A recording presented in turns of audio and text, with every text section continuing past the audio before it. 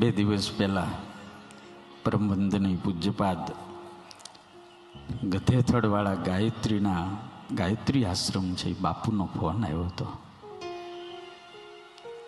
લાલદાસ બાપુ, આહા, કેટલા મહાન સાધુ, કેટલા મહાન વ્યક્તિત્વ, કેવી એની તપશ્ચર્યા, કેવું એનું જીવન.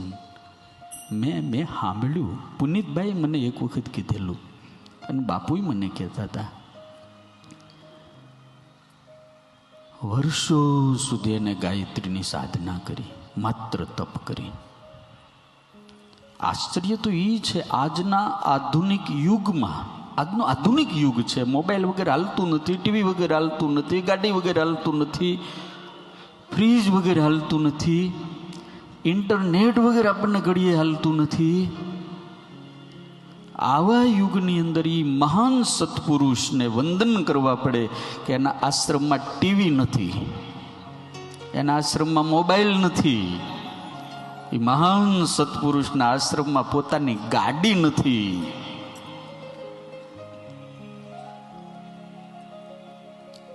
અને સમાજને નિર્વ્યસની બનાવવાનું કામ કરે. એ બાપાએ હમણાં જાહેરાત કરી કે કોઈ વ્યસન છોડશે, તમાકુનું વ્યસન છોડશે તો હું ગાયત્રી મંત્ર બોલી અને પાઠનું પુણ્ય જેને છોડ્યું છે ને એને આપી, અને જે દારૂ છોડશે ને એના માટે તો બાપુએ બહુ જાજા મંત્ર પાઠ કરવાનું નક્કી કર્યું.